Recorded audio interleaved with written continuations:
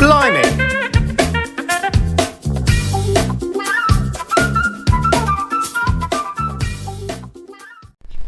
So I'm at TNT Marina in North Miami, and this is my boat.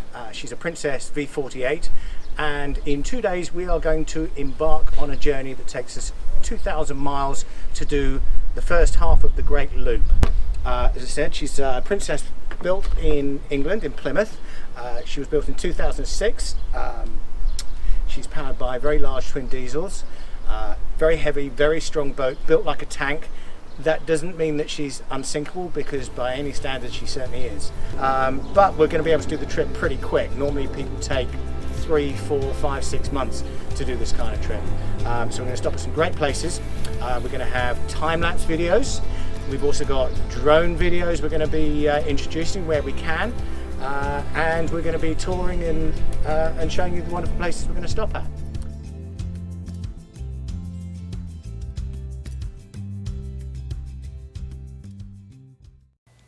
Thank you for joining me on this month-long adventure, travelling nearly 2,000 miles through some of the most wonderful parts of the eastern US. Our journey begins in Miami, South Florida, where we head 170 miles to Port Canaveral. Port Canaveral is the home of NASA, the Kennedy Space Center, and we're going to spend 3 nights where we're going to visit NASA and also have some time to relax and work on the boat. Also, one of our crew members is getting a boat built, so we're going to visit the factory and see it being built. The next leg takes us 151 miles north to the Georgia border to Jacksonville, where we will be, hopefully, weather permitting, chumming for some big sharks. Our third leg takes us 130 miles north, straight through Georgia, onto South Carolina to Beaufort. Our next leg sees a weather change, likely significantly cooler than Florida, straight up the coast of South Carolina into Charleston, one of the most historic ports in the entire US. We stay for 2 nights for sightseeing. Our fifth leg takes us further north again, 125 miles to Cape Fear, home of some beautiful beaches and, of course, the famous Robert De Niro movie. Our last leg in the Atlantic Gulf Stream takes us to Newport, North Carolina, to take us inside Cape Hatteras for our next leg on the Intracoastal Waterway. This section of our trip is done through the Intracoastal, crossing Pamlico Sound to a small place called Coin Jock, where they sell the best roast beef apparently in all of America.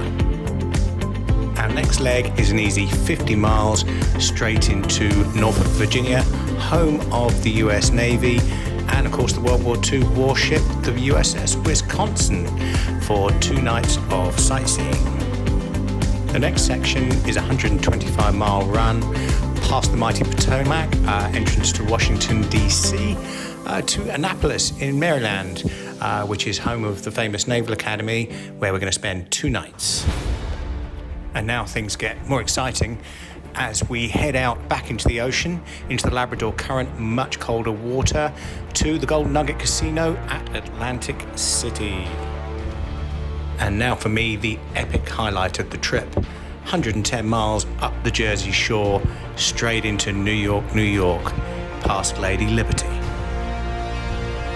After 3 nights in New York, we head out again to start our journey to the Midwest of America via the sweeping Hudson and some of the most gorgeous scenery in the entire US.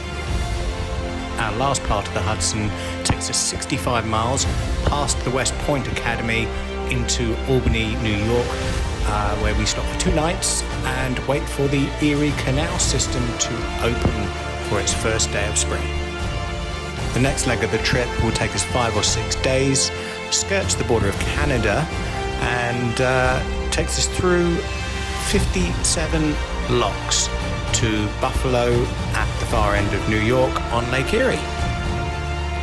The final leg of our trip takes us into Lake Erie, into fresh water, and we will run across the lake 200 miles from Buffalo all the way into Sandusky in 1 day to end at the Barrel House Saloon for the beginning of 2021 Ohio Bike Week in Sandusky. On April 30th, 2021, we leave on this 2,000-mile adventure.